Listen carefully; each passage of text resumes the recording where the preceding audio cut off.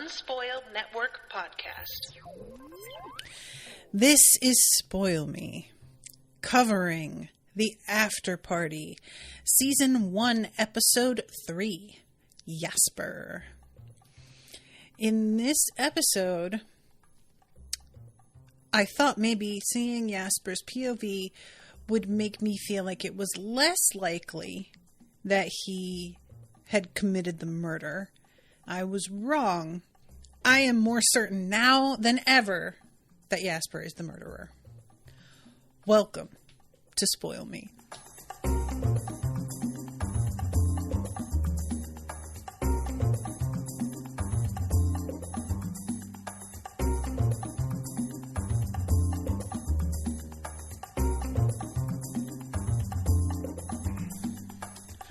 Welcome to the show, everyone. I am Natasha. Thank you very, very much to Max for commissioning this episode.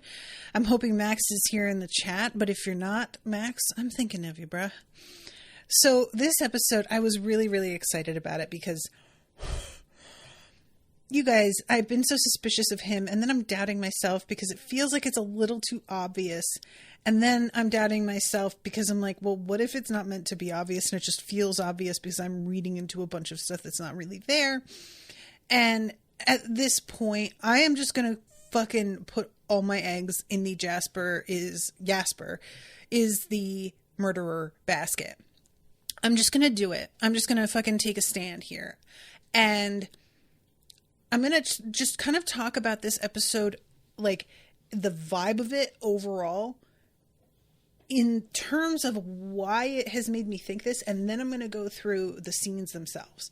So, the whole tone of Yasper's story here, there's like, it starts off as kind of feeling like maybe it's going to be a music video, but what it really starts to feel like much more is like just a musical in general, like a high school musical. And you know, the way everybody thinks they're the main character, right? However, Yasper has that thing that's special called main character syndrome, wherein you just feel everybody else is there as support for your story, and you don't really consider that they have their own thing going on. And the whole entrance to this reunion is everybody parting ways to applaud him. All are excited to see him. Everybody's looking at him with admiration as he pulls in this rented car. And it's all about how much everybody has been looking forward to seeing him, is glad that he is there, celebrating that he is there, and want him to be the center of everything at any given moment because he is so magnetic and so like beloved by everybody that if he is there, they simply step aside and allow the natural leader of the group to take his role. And the reason why this episode has kind of made me think that maybe I was right is because it could very easily be, we're going to interpret this at face value, that he really believes all of this about the way people see him, that as he steps in, he really was like telling himself how glad folks were to see him, that he was the center of attention and was like reading through everything, reading into things in a way that he shouldn't have been, taking comments in a way that was like more flattering than they were intended to be. You could see his character like that, and I wouldn't be like mad at you for doing it because it's what he's trying to project. But what I think is going on is that he is telling our detective a version of the story that he knows is so transparently, I'm sorry guys, my dog is here. He's just like snapping on something. Is so transparently untrue and exaggerated that she will not take it seriously or pay very much attention to what it is he's saying. And I think that it's like a strategic thing. And if it turns out none of this is accurate, and that this is genuinely how he sees himself, and that I am giving him way too much credit in terms of, you know, deviousness and planning ahead and whatnot. If that's true, I'll feel a little silly for how suspicious I am right now. But honestly, I don't know. I am feeling pretty confident right now. Like, it just feels like he chose a way to tell the story that not only made her less likely to give his interpretation of events less weight, but also made her so impatient that she was willing to like rush through the interview a little bit so that he could kind of fudge things and she wouldn't notice, because she would be so much more anxious for this to end that she wouldn't be doing like the lining up of timing and stuff. And it didn't escape me that there's like a pretty good sized chunk of the evening that is apparently missing in his story. I can't tell if that's just because all of that time was supposed to have been taken up with like a musical number, and that's really how I'm supposed to have seen the time go by, or if it is supposed to be a little bit like, did you notice that he didn't say anything about where he was at X point?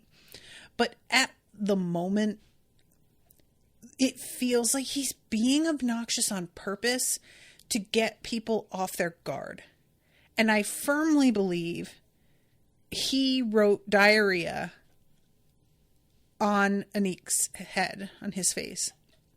And that Anik is going to find out that this dude that he thought was his friend, who positioned himself within his own story as defending Anik and helping him get pants and everything, that when Anik's back is turned and it's down to being liked by other people in the room or defending his friend, that he is going to cave and do the slightly bullying thing of mocking Anik in order to get everybody else to like see him as the fun guy, because that title clearly means a lot to him.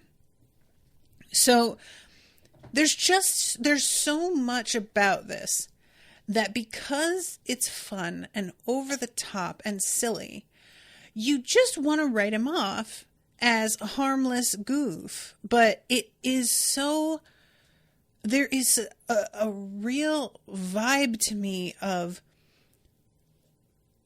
like, for example, we saw him in the bathroom, allegedly practicing his vocals, and Anik stumbles in. And granted, we're supposed to only be covering the moments in that evening where we, like, up to the murder. But when he's in that recording room and, what is his name? Brett stumbles in and asks, have you seen a 6-year-old? He doesn't mention that moment to her. And I don't know if it's simply because it doesn't seem very important, because it gets sort of cut off, but there are a lot of moments where people have seen him in the mix and he doesn't describe being in those places when he's telling his story.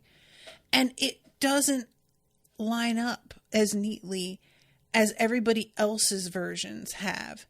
The musical numbers feel like less an actual sort of whimsical personality thing than they do an intentional obfuscation. Do you get what I mean? So anyway, that's just me being, a little bit suspicious. Not a little bit. Hugely suspicious. I am deeply suspicious of this dude. And I may be way off base. I accept that. But I just can't take this story seriously, because a person is dead and it seems like he has forgotten that until the very end, when he realizes that he needs to say, oh, my dream is dead and so is Xavier and he's not coming back. And I'm thinking, it felt like a real afterthought that Xavier was dead. Like, it just didn't seem like something that was really on his mind at all, because I feel like the motivation for him, if we're going to talk about why he would have killed Xavier, I think that it's pretty easy to see that he was desperate for Xavier's approval, because he has his own dreams and his own career that he wants to get off the ground. And either A, Xavier isn't as friendly as Yasper wants him to be, or, and I think this one's more likely, Xavier has straight up stolen things from Yasper. There is a point in which Yasper is in the recording room and he stumbles across a song called How Great Is This Party? And he talks to the detective about the categories of songs. And there are ones that are like, how great am I? How great is my hometown? I love you, or I hate you so much that I pretty much love you. Or message, or how great is this party? And in his telling, he stumbles across the how great is this party and is delighted because he feels that this is like an homage to their sort of understanding about these song categories. But I have a feeling that he was much more pissed than he's letting on. There's just a sort of excitement to him when he finds it that feels like somebody, he would react this way if Xavier were as consistently friendly with him as he portrays Xavier to be while they're at the reunion. And I don't think that was the reception that he got. He talks to Xavier about the two of them were in a ska band together. It was just the two of them. And that it was, it was a real like silly high school band that wasn't very good. And in his version of a story, Xavier is enjoying reminiscing with him about it, and even is giving him credit for the fact that he started using his middle name instead of Eugene, his first name. There's like a bunch of moments where it seems like Xavier is really encouraging him in terms of going down memory lane and saying that he was like an influence, or, in general, doing really well. And not doing really well, but like that Xavier was at least glad to see him. And the way that he pulls back on the bless my track thing, I'm not saying that couldn't happen in as well. You can be glad to see somebody, but then they want you to like, basically promote them, and you're not into it. And I'm not going to be mad about that. But my hunch is he was trying to go down memory lane, and Xavier does not enjoy being reminded of his roots and where he comes from. And if it's true that Xavier did steal a bunch of stuff from Yasper, I wouldn't be surprised if Yasper's attempts at going down memory lane are really more of I'm going to passive aggressively point out how many things that got you where you are things that we actually like came up with together, or that I even came up with and you took. And again, I know that I am kind of like making this up. It's really just me distrusting Yasper's entire account from beginning to end. But I do. There's nothing about the way he describes people behaving other than like Anik that seems true or accurate.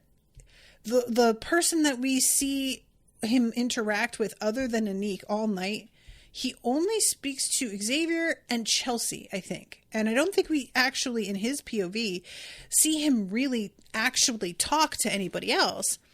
And even Chelsea, he sort of portrays as being like inspired by him and really friendly. When he comes in, she says something about how like he's looking hot tonight, you know?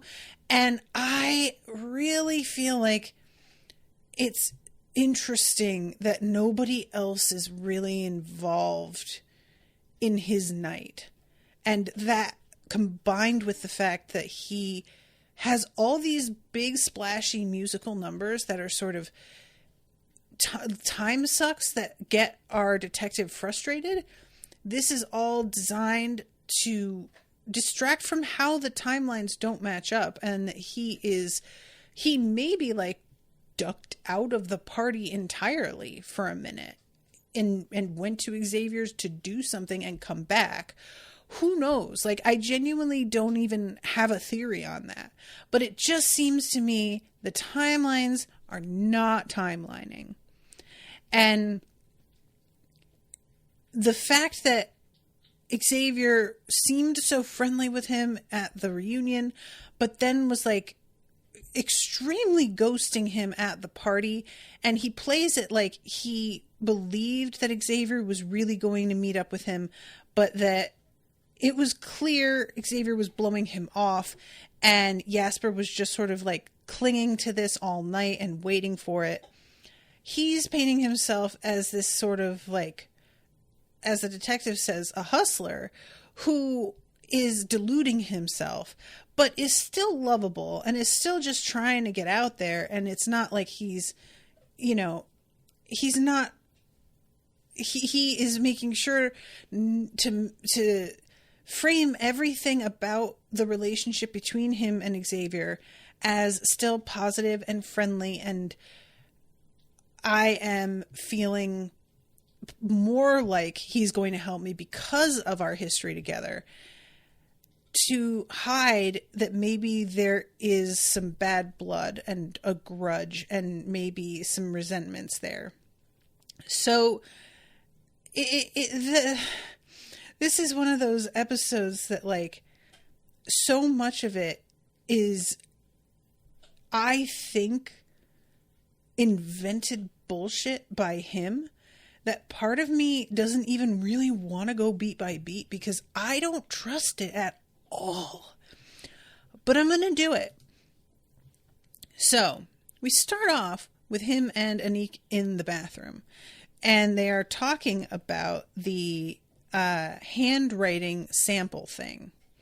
And he is like trying to say, I can write it down. And Anik is saying, well, even if it were you, you aren't the, like, you know what the test is for, so you could easily change your writing. And also, he says, why don't you just have people write out a capital E? And Anik says, well, because whoever did it, they did the backwards threes, and they misspelled diarrhea, which is a hard word to write. So yeah, he writes diarrhea, and you guys, I really want to point out, so he's writing it with his right hand. I don't know if this is like a significant thing, but I'm going to note that here just in case it comes up again. He writes it with, it looks like a Sharpie on like toilet paper, and holds it up. It is written so very badly and really misspelled. And he's playing it this whole time just like, haha, isn't this cute? I'm playing along with you. But, you know, it's true that he is the one that sees the text before he writes it. And then he says, unless I had a different writing sample to prove that that's how I do my E's. And he pulls out his phone, and it says Yasper on the back in marker, and the E is a different type of E than the backward 3. Look, I know I'm getting really into like tinfoil hat here, it's written on a phone case. It's not unthinkable that he could have done this at any point. And it even looks a little bit smudged, which could be because he wrote it and then just like tucked it in his pocket like a second ago. I don't know. But the whole fact that he has a sample of his own writing feels too convenient. I am just suspicious of every move this guy makes. And if he turns out to not be the murderer, I am going to feel really silly. But that's what I'm doing. I'm going to let myself potentially be really silly. So what Anik decides to do is to handle all of the writing as if it's a game, frame it that they're playing a party game, which I guess because so many games out there are really fucking goofy, it's easy to be like, yeah, it's the game is that there's all these villagers and there's one toilet and a bag of oysters or something. And people are just like, yeah, okay, fine. Because honestly, there's a lot of games out there that are very, very bad, you guys, and probably would be like this. But instead of, because he doesn't want to say, write it down because I'm going to match that up with a suspicious note we found. I really think that what he found in the trash was Yasper's song. And that was part of his whole plan for the meetup with Xavier. So at this point, Yasper says there's a secret camera in Xavier's bedroom in Oates' eye, in the private eye's movie poster, watching you. And Anik says, you installed cameras? And he says, it wasn't me. It was a different company. You should never use them. You should come to me. But I noticed them when I was installing my AV equipment. Uh-huh. Sure. I just, So then, of course, Anik is celebrating because this is evidence that he thinks is going to exonerate him. And when they tell the cops about it, of course, these two detectives do not want Yasper anywhere near it. As, what's his name, Culp says, you do not let suspects handle evidence, which is good policy. But it's very clear Culp doesn't really know what he's doing. And Yasper is standing by, backseating, kind of trying to tell him what to do, offering to help, and is like he's pressing the wrong buttons right now. And Culp gets real mad and sort of bites his head off. And finally they back off. And Yasper goes into the hall with Anik, talking about what they're doing. And he says, you know what I'm going to do? I'm going to craft a meanly worded tweet. Okay, look. I'm just going to... Every theory I have, I hesitate to say. Because it all just sounds... It's so believable to me in my head, but it could be such lunacy on my part. You know what I'm saying? But I'm going to do it. I think Yasper is over here pretending to tweet when in fact he is doing something with his connection to that equipment to fuck up the files.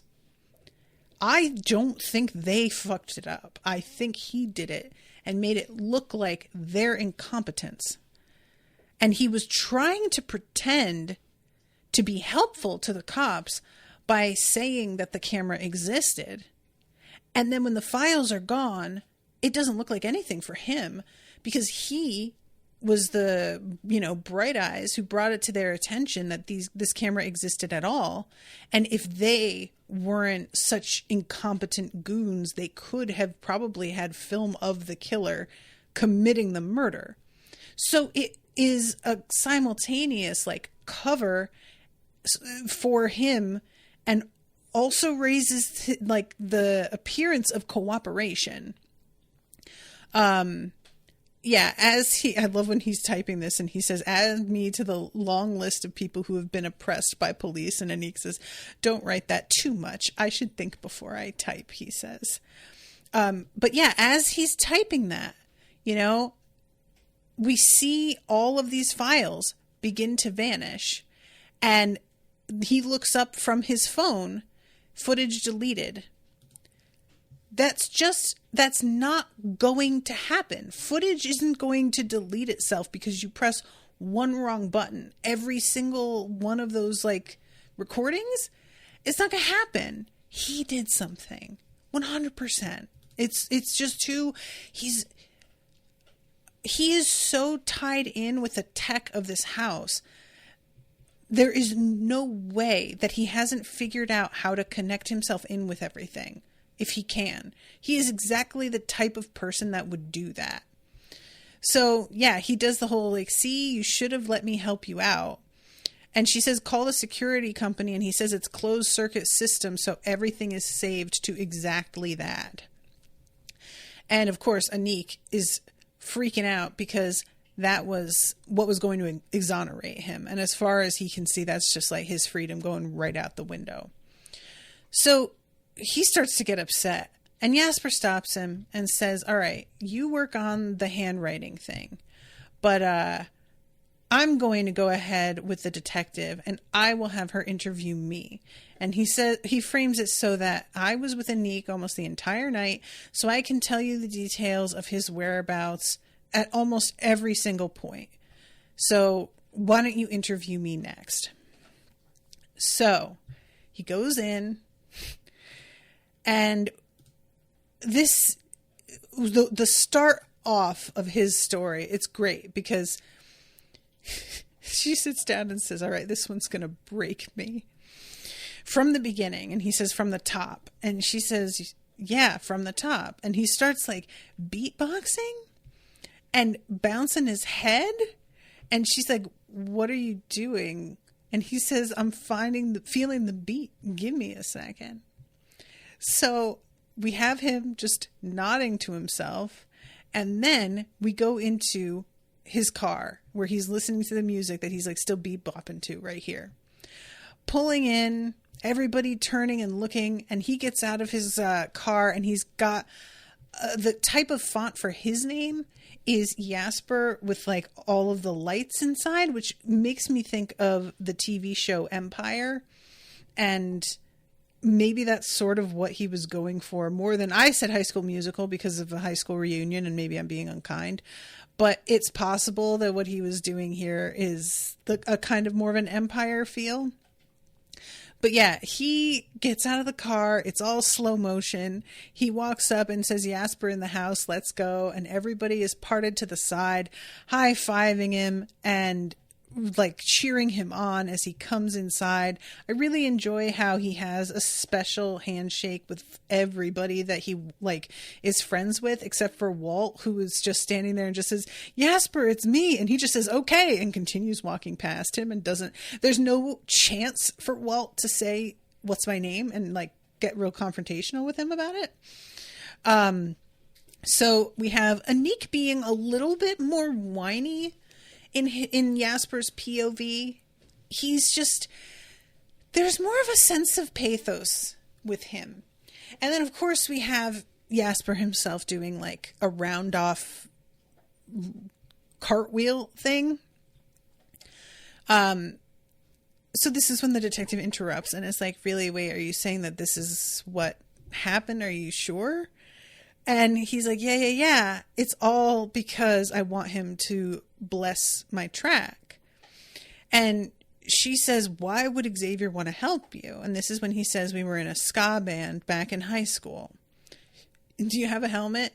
You might want to put on the helmet because it'll blow your friggin' mind. We were in a band together, so we are bonded by the beat. So I love this moment. She says, you're kind of tall to be a gymnast. And he says, that's what my coach said, but look at me now. I got like 40,000 participation trophies at home. I was hype. I was feeling incredible because I knew tonight was my second shot to be a star. And this is really interesting because she never really asks him what his first shot was. I'm assuming, and I guess she is too, that he is considering the ska band as his first shot. But she never really specifically asks him about that.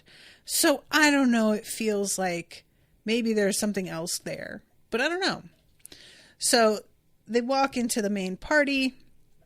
Again, Anik being like, maybe I should just leave it. I missed my shot. And this is when he does the whole, you get 2 shots in life song, which I really, really did like, actually. It's extremely goofy and like silly, but I really like the energy of it because there is a sort of, we do have this sort of attitude a lot of the time that if something is truly significant and you don't take your first opportunity, then it could slip through your fingers forever and it could never come back again. And certainly that's possible. But oftentimes there's more than one way to approach something or more than one way to get to a particular destination. And you just circle around in a different way and you get there again. So yeah, I just really... I actually kind of liked this song. And he's doing this, by the way, as like a rap in a circle of their classmates who are like dancing around him and rapping along with him. And it's really, really fun to watch.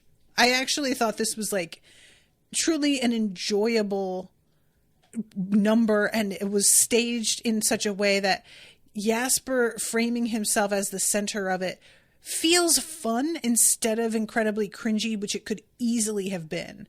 It's just the kind of thing that like, it's just this side of cringy, you know? They've really managed to make it feel less like a sad man inventing a story and make it go, you know, even if this isn't what happened, I wish it were, which is pretty fun. Also, I think this is the scene in which a lot of the lighting happens that they warned me about at the beginning of the episode, because they did one of those sort of like seizure warnings, and I was waiting for it like, ooh, where's the flashing lights? And I'm pretty sure here it is, because there's a lot of them. I love that Walt comes in and he tries to like rap and Yasper just comes in and immediately cuts him off. And let's see, this scene sort of, how does this wrap up? Oh yeah, it wraps up to the detective who says, usually I don't do this, I want to hear every little thing, but with you I would just love it if you could skip to the part where Anik gets drunk and what happened. And I think that's exactly what he's hoping for. There's a sense, he's not offended by her saying this. There's a sense to me of like victory. Like he's glad she's having the response he needs her to have. He's succeeding. And he says, I can't skip ahead. I'm building character arcs, dynamics, A's, B's. You've got to enjoy it, okay? It's going to be worth it in the end. So he goes back into it, and we jump temporarily over to Anik, who goes up to one of the Jennifers to get her signature. I say signature. I'm writing either I do or I do not have diarrhea.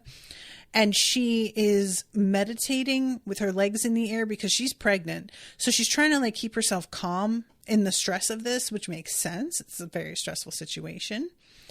And eventually he realizes that he doesn't know where the other Jennifer is. And this turns into a whole thing where they begin to wonder if maybe there's been a second murder. But we'll get to that. We don't find a body or anything in this episode.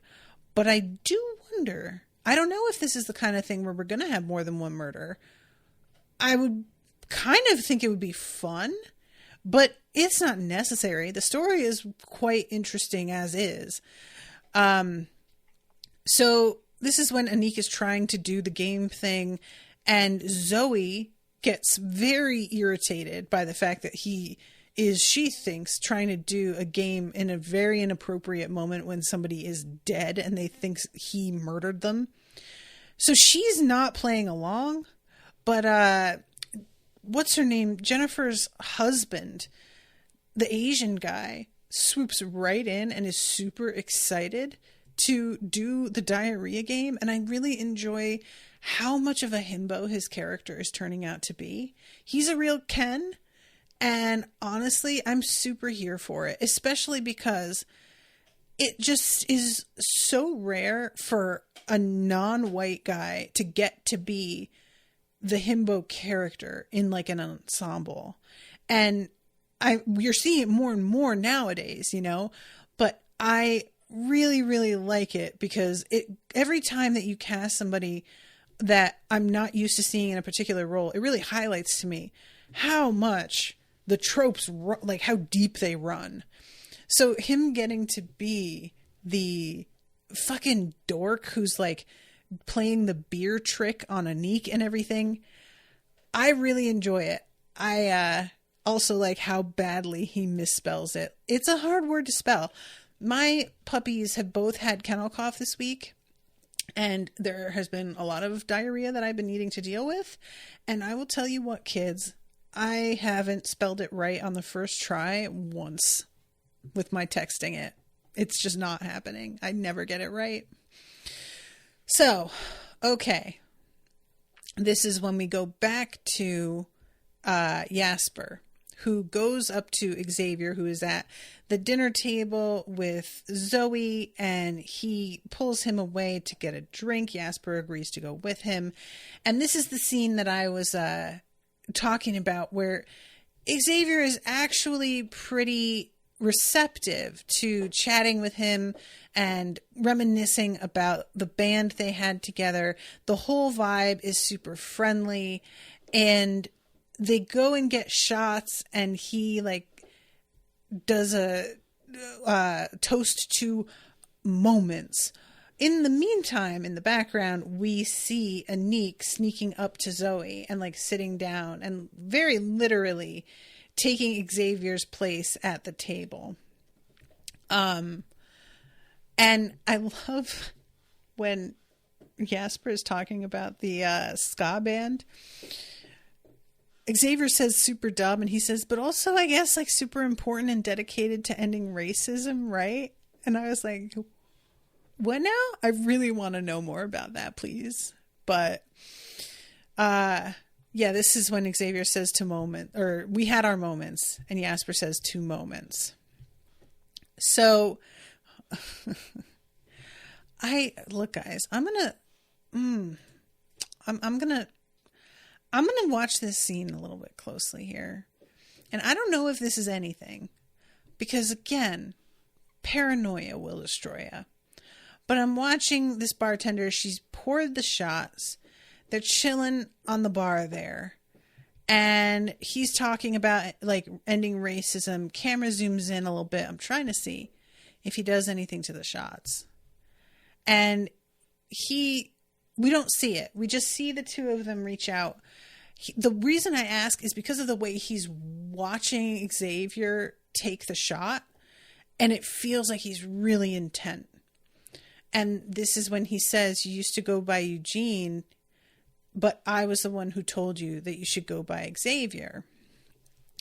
And he quotes one of their songs that they had together. And again, Xavier reacts really well and says that that song he's quoting was fire. So this is what makes him feel comfortable with saying, bless my track. But unfortunately, he doesn't bring this up until Xavier has noticed that Zoe has gotten up and gone. And he's already kind of transitioned into a bad mood by the time that Yasper brings this up, and Xavier tries to say maybe one day, but Yasper's pushing it. We can go to your place. We can just record it in the studio that I installed. What do you say? And Xavier says, yeah, sure, whatever. So Yasper takes this as he said yes. And we get an entire song about how he said, yeah, sure, whatever. And how he's definitely not misinterpreting that at all. And I really like the whole way that this song goes is eventually they start singing whatever over and over again.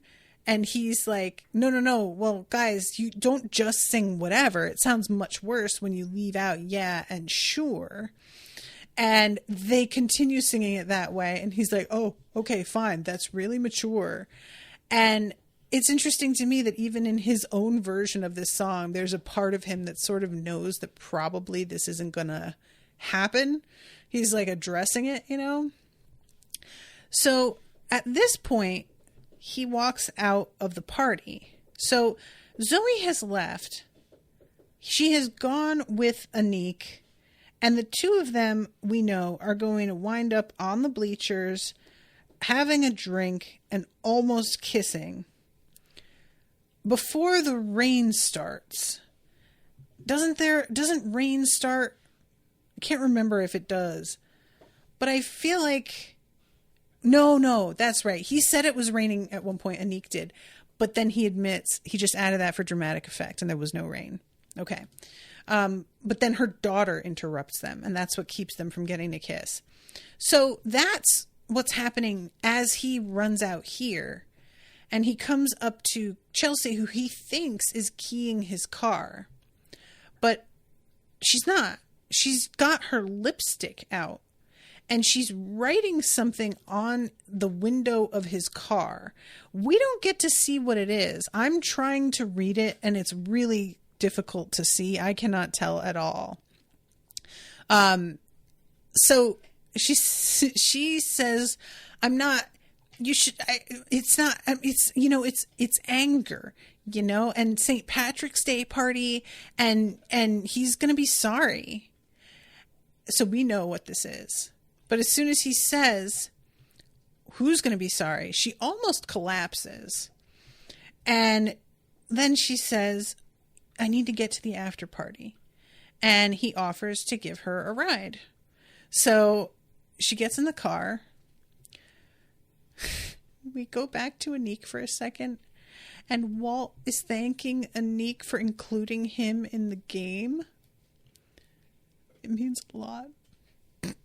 I don't know why that got me so bad. He doesn't even let him finish writing it. So he walks away and takes the notebook with him and goes up to Zoe, who I think is getting some chocolate coins out of a big jar on the counter because he's got like a candy station, which is really funny to me. It's not like chocolate coins are inherently funny, but I associate them with really specific holidays. I think that they are a Hanukkah thing sometimes, and they're definitely a thing that I would get a lot in my stocking at Christmas. And so for him to just have a big thing of chocolate coins for this party is just strange. And I kind of like it because it makes sense that he would want a really like lush color palette and he would pick gold. And so somebody who's doing catering and is like, oh, he wants a candy island, he would do something like this to fill out that gold color scheme. Anyway, we have this apology between the two of them about the purpose behind asking people to write down diarrhea. And he says if people write it the same way it's written on his neck, then maybe they're the killer. And she's like, well, what does it look like on your neck? And he says, I'll show you after. And she's like, oh my God, are you serious? And he's like, I don't think that you could have killed anybody or drawn on me when I was passed out. And she says, well, I wouldn't be so sure about that last part. And he looks at his wrist, and on his wrist is, or not his wrist, back of his hand, it says, I'm sorry, and a little heart. Interesting. It almost feels like somebody might have known that they were setting him up with the murder and just being like, hey, no hard feelings, bruh, but gotta do what you gotta do. This is when Walt walks up and says, it's possible that she changed her handwriting. You never know, since she knew that this was a test. Obviously. So then we go to back to Yasper. And again, Yasper has entirely skipped over all of the things that happened with like rolling up and hitting Xavier, or not Xavier, hitting Anique with his car. And he doesn't include that at all. He doesn't talk about how Brett chased them and they went on this like fucking ride through the city. None of that is included. It just jumps to, we rolled into the after party. And I was sort of like, I mean, I get that there's more time dedicated to him at the after party because of what he was attempting to accomplish here. So we've got to see that night passing, and the fact that this isn't like, you know, I get it, but it does feel a little bit suspicious. So he texts Xavier, and I'm here, RUDTB, down to bless. And it looks like Xavier is starting to reply. 3 dots pop up. And it just stays 3 dots. And he looks up at one point and sees Xavier talking to Zoe. And even though those dots are there, he isn't actually typing anything on his phone. So it's possible that he saw it and he just like pressed a space bar or something and didn't even realize it and like put his phone away again. And the 3 dot thing is really agonizing. Like, it's the sort of thing that I appreciate in a sense, knowing that somebody is like immediately available and replying to you, but it can accidentally like make you assume things. And there is an amazing, I don't remember if it was like a Facebook account or a Tumblr, but somebody, I think it was a Twitter actually, made a series of tweets about episodes of Seinfeld if they were set in the present day and what they would be about. And one of them was about Elaine getting really pissed about how her boyfriend would like stop mid-text and leave the 3 dots like all afternoon and finally press send, and it would be like a 4-word sentence. And that felt so true to me for like a Seinfeld, you know, it sounded perfect. So that's like this whole section here is the song between the two of them of what between the two of them. I'm sorry. I was just looking at, there's a moment here where Chelsea switches her and Anique's glasses and Yasper switches them back. And it looks like she's trying to get Anique drunk. Maybe? I don't know what she's attempting to do or why she would want to switch it, but I think it's sort of being played like maybe she's trying to get him drunk so that he can't remember so that she can set him up. But it is sort of a weird thing that he has to go in and unswitch those. And all of this is, you know, punctuated with his song asking whether or not he's ever going to be able to fulfill his dream or if he's just going to be stuck in this purgatory forever. And the 3 dot is the motif throughout, and it's pretty fun. I thought it was well done. Like, you know, it's not amazing, but for this sort of thing, it's cute, and I liked it. Let's see. I love when him talking about like, this doesn't merit a very lengthy response. He could just, you know, say why for yes, and that would be enough. Eventually, he looks up. He sees Anique looking up at Zoe, and this is when Brett walks in and shoves Anique. So that goes down pretty much the way he said it went down. Brett looks up, says whoops, and fucking takes off. And fucking Anique, he goes and says, oh, flaming jello shots at one point, and it turns out it's just candles, and he's just trying to drink like candle wax. Oh my god. He even gets Xavier's attention here and waves to him, but Xavier is distracted by Brett coming up to him, and the confrontation between the two of them on the balcony starts right here. So he continues singing about how his dream is potentially being backburnered, and how he had a totally broken heart. The detective says, did you see anything else? And he says, I was lost in 4-4 time. But when I did see Anik, I came to his rescue again. And he, guys, he's laying on the couch when he's talking to her. And he gets up like on his side with one leg crooked and the other straight out under him. And she says, can you close your legs, please? And he closes them, but then switches to on his belly with his ass in the air. And the camera cuts to her. And you could tell she is trying so hard not to crack up. Like, it's just very, very clear in this show. Everybody was a second away from losing their shit. It's just so obvious in a lot of these scenes. They were having a really good time and they were starting to fucking like get a little bit punchy with each other. And this moment with him putting his ass in the air and her like looking down, she's trying so hard, you guys. Oh my God. So this is when he comes up and tells Ned to get off Anik. You're just putting a mustache on him. Why is it funny? It's not funny now. It'll be funny when he wakes up.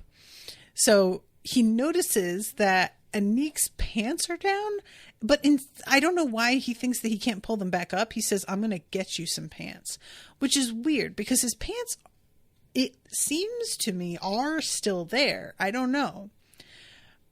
And I should note, the skis with the beer are not on Anik yet at this point.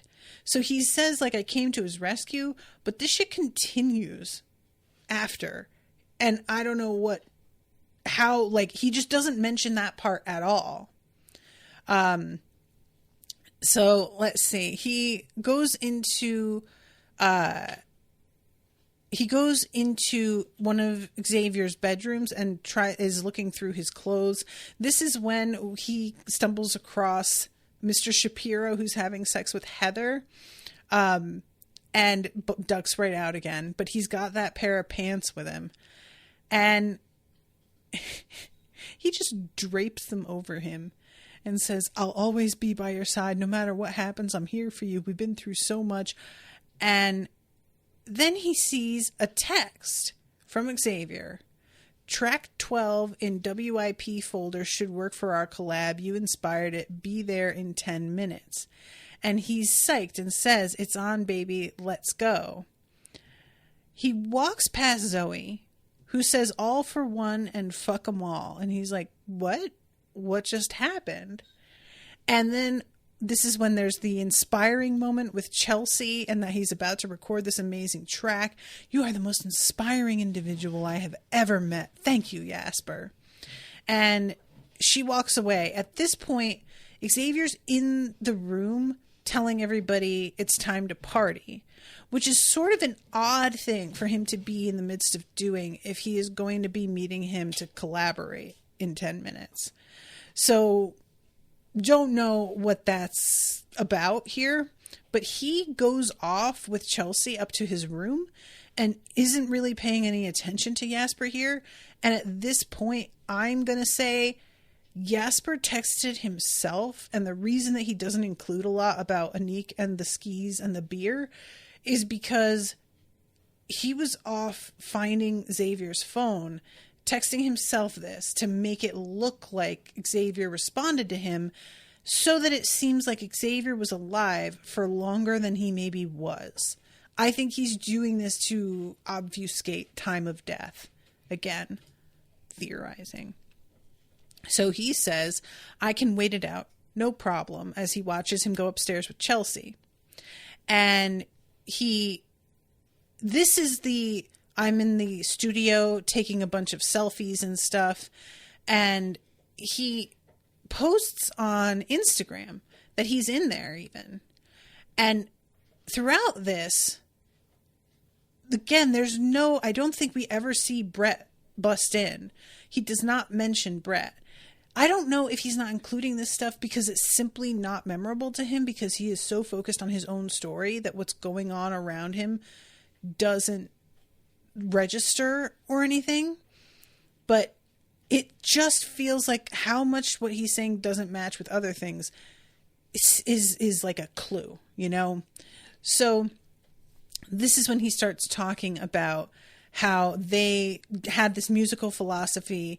Everybody listen up. This is important.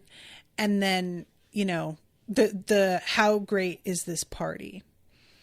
That's the party anthem, because every single time Xavier and I played together, I would grab the microphone and yell, how great is this party? And people would go nuts. That's why Xavier said I had inspired it. So I love the way she says this. It sounds to me like you've got one rose bush growing on a big old pile of shit. Thank you. That means so much. So he's in there jamming out to Xavier's How Great Is This Party track. And then he goes to their MLK concert, which is really fun because when he opens it, the whole vibe of it is very much like these dudes happened to be playing when people were just trying to hang out on the quad. Like there's not a sense of people being here for a concert. It just is a really sparse grouping.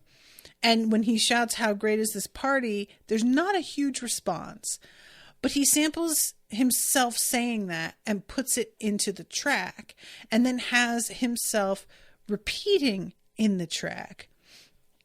So he has very literally inserted himself into this song that, you know, I'm really, really curious what Xavier would have done if he came across this. I can't tell if he would have just like shelved the song, if he would have deleted him and been like, what the fuck? If he would have been like, you know what?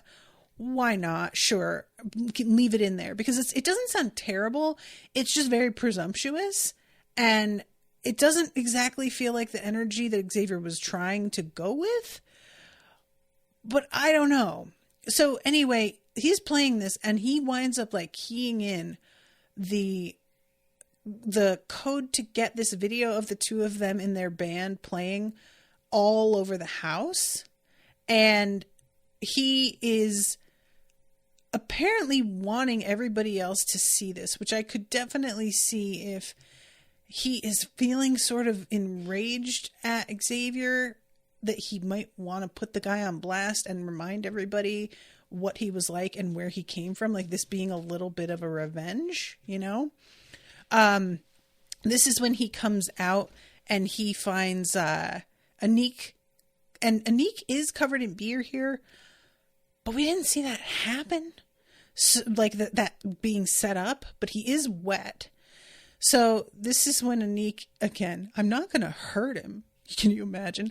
I'm just going to explain to Xavier that his pranks aren't cool. They weren't cool in high school and they're not cool now, which is pretty close to what Anik actually said, according to him.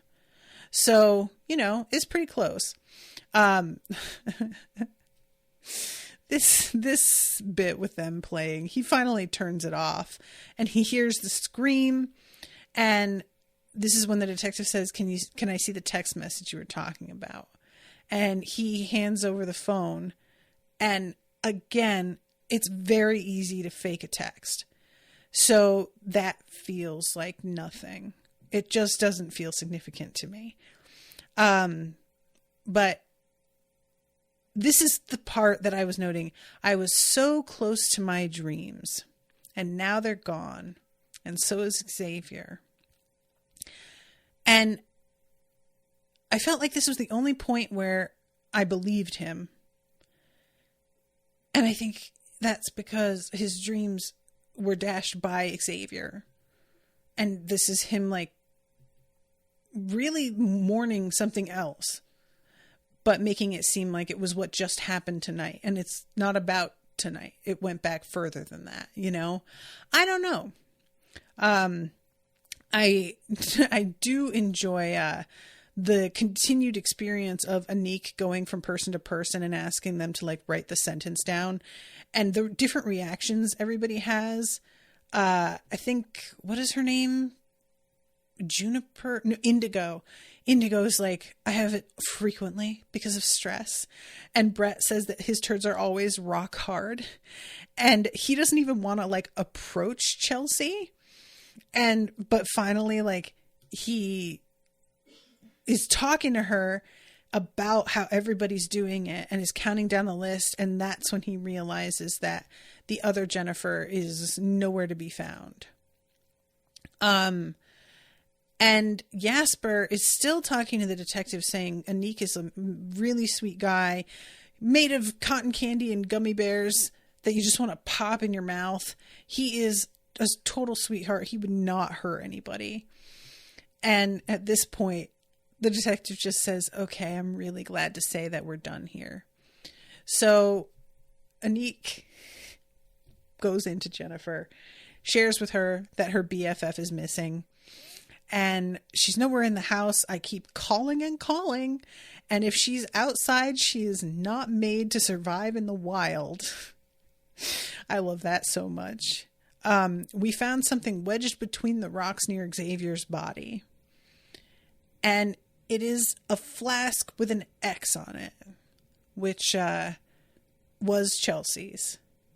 And she just says, yeah, it's mine. Like, what do you want to make of it? And I don't think she had anything to do with it. I'll just say that. I'm really curious what her storyline is going to look like, what the what do you call it, genre is going to be for her. I'm going to say that for her, well, there's a thumbnail here that's making it sort of look like a thriller. I kind of want to, actually, I guess that is a thriller. What I keep thinking of is Swim Fan, which is like the girl who's sort of obsessed, that's, you know, that movie. So that's still a thriller, I guess. So I'm going to say that's what, because she's very fixated. Everybody else came to the reunion for other reasons and then wound up getting roped into the Xavier thing. She clearly came here for Xavier. So I'm really looking forward to finding out what happened at the St. Patrick's Day party, because clearly that's on her mind. All right, I'm going to wrap up. Thank you guys so much for listening. Appreciate you all so much. Appreciate your patience with Sam as well. And until next time, toodaloo, motherfuckers.